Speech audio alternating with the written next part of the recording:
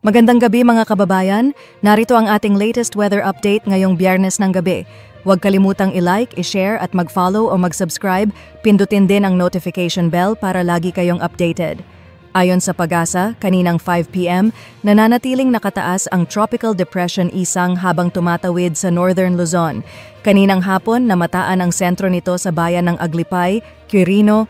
Taglay ang lakas ng hanging umaabot sa 55 km per hour malapit sa sentro at may pabugso hanggang 90 km per hour. Kumikilos ito pakanluran, hilagang kanluran sa bilis na 15 km per hour. Ayon sa Pag-asa, nakapag-landfall na si Isang kaninang 9:50 in the morning sa Casiguran, Aurora. Inaasahang tatawid pa ito ng Northern Luzon at lalabas ng Philippine Area of Responsibility either by late morning or early afternoon bukas, Saturday. Pagdating nito sa West Philippine Sea, posible itong lumakas pa. Nakataas pa rin ang signal number 1 sa mga sumusunod na lugar: Cagayan, Isabela, Quirino, Nueva Vizcaya, Apayao, Kalinga, Abra, Mountain Province, Ifugao, Benguet, Ilocos Norte, Ilocos Sur, La Union, Pangasinan, Aurora at hilagang bahagi ng Nueva Ecija. Ang mga lugar na ito ay makararanas ng pabugso-bugsong hangin at pag-ulan sa mga susunod na oras. Posibleng mabawasan ang mga wind signal pagsapit ng gabi habang patuloy na lumalayo ang bagyo.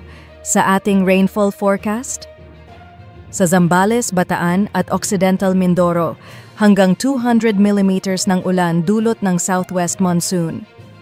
Sa Cagayan Valley, Cordillera, Central Luzon, Metro Manila at Calabarzon, 50 to 100 mm ng ulan.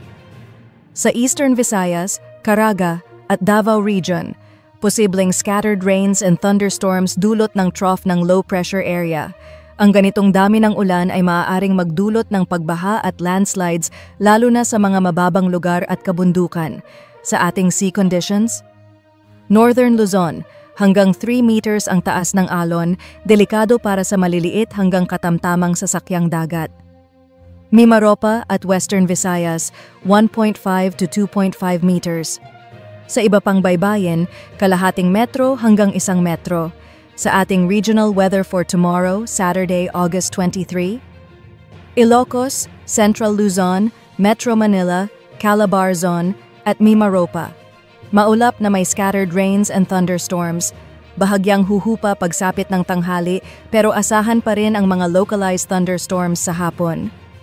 Visayas, bahagyang giginhawa ang panahon pero mananatili ang scattered rains sa Eastern Visayas at ilang bahagi ng Samar dulot ng LPA. Metro Cebu, 25 to 32 degrees Celsius. Mindanao, makulimlim sa umaga sa Caraga at Davao Region na may scattered rains and thunderstorms. Sa ibang bahagi, bahagyang maulap na may isolated thunderstorms. Zamboanga City, hanggang 32 degrees Celsius, Davao City, 24 to 30 degrees Celsius. Sa ating extended outlook, Sunday to Tuesday, August 24 hanggang 26. Luzon, mas magiging fair weather maliban sa Palawan at Kalayaan Islands na makakaranas ng pag-ulan dulot ng habagat. Metro Manila, posibleng umabot ng 33 degrees Celsius sa tanghali.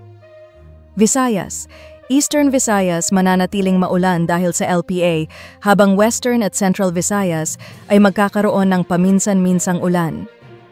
Mindanao, fair weather sa malaking bahagi hanggang Sunday, ngunit pagsapit ng Tuesday, posibleng umulan sa Caraga, Northern Mindanao, Zamboanga Peninsula at ilang bahagi ng Davao Region. Reminder, magdala ng payong at makipag-ugnayan sa inyong local government units para sa safety measures, lalo na sa flood at landslide-prone areas. Maraming salamat sa panonood.